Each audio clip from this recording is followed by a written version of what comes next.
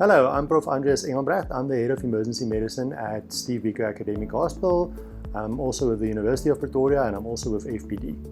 Hi, I'm Dr. Vidya Lalu. I'm an emergency medicine specialist working at Steve Biko Academic Hospital and also with the University of Pretoria, as well as with the Foundation for Professional Development. So Dr. Lalu and I have been with you through all these waves and developing some courses for the FPD on the management of COVID patients. It's been a long journey, exciting at times, difficult at times.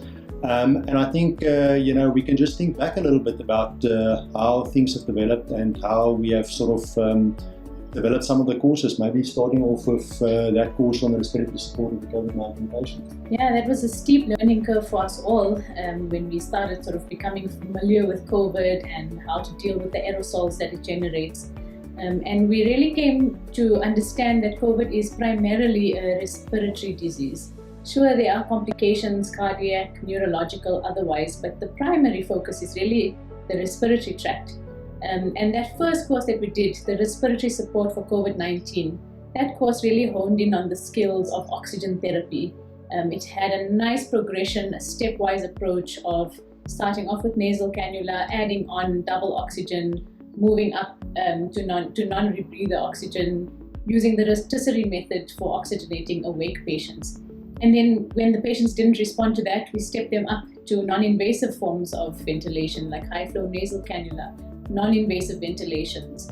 And we went into the settings, how the machines work, the different nuances of operating those things.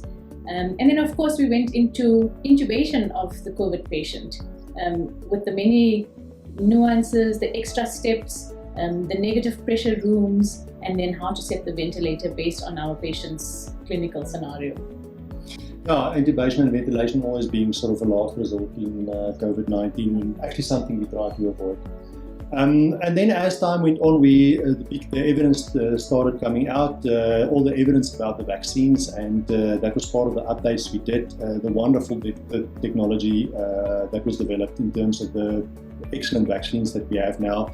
Other evidence that came through the recovery trial and the big emphasis on the benefits that patients can get from steroids once they are oxygen dependent. So we took you through all that. And I think that's important. That made a huge difference to our hospitalized patients, a big difference in the mortality. And so there was quite a few courses that we did on covering, those aspects of the new evidence as it developed. Yeah, and that leads us to where we are now, where we got to the fifth COVID wave, into the Omicron, where things changed a little bit, the patient presentation changed a little bit, and now we're focusing on retaining the skills that we have developed, because we don't know what is coming, we don't know how this fifth wave is going to manifest, so it's good to keep all those skills in our back pocket so we're prepared for anything.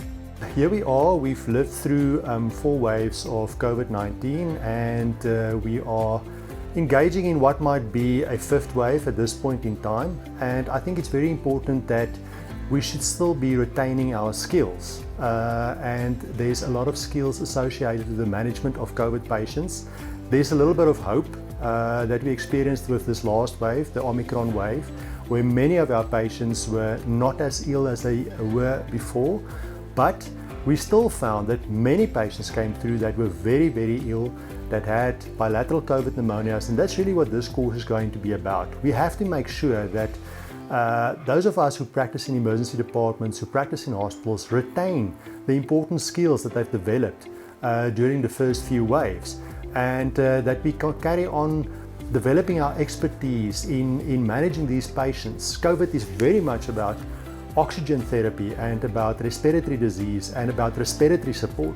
So we need to go back and see and make sure that everybody still retain those very important skills on recognizing when somebody needs a certain level of oxygen therapy, when somebody needs a certain level of ventilation. And really, I think by doing this course, we're going to go a long way to make sure that people really retain those important skills that are developed over this period of COVID. Here we focus on not just the care for the patient itself, but also on the caregiver, how to prevent the caregiver from being infected, what are the safe ways to manage a patient at home.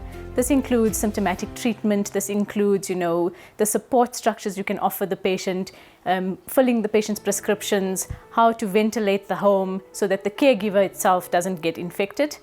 And then we also touch on that subject of, the not so nice to talk about, but not that uncommon scenario where we have to do palliative care for certain patients. So, we come across patients that have a lot of comorbid disease, who are elderly, who's not coping very well with their COVID. And sometimes the best care that we can offer them is palliative care. And that's also a component of home care that we go into on this course. So I encourage you all to attend this course and you'll be well informed about home care for COVID patients. I'm Dr. Tom Boyles. I'm an adult infectious disease specialist employed by Right to Care. I developed the area of the course on critical illness and hospitalized patients. These are obviously the sickest of the patients and those that are most likely to die, and therefore this is a very important part of your learning related to caring for patients with COVID. So the healthcare workers, kudos for still being involved in COVID and COVID education. I think there's a lot of COVID fatigue going around. Everybody's kind of over it. And I really hope that you found this insightful and that you're inspired to keep up with the evidence as we evolve evidence around long COVID particularly, and as we continue to learn. I think we as South Africans can also be proud in terms of how we've contributed to science, to the literature out there, and in how we've managed our patients. We've really balanced the kind of lack of resources with very large numbers of patients, and well done to everyone all round.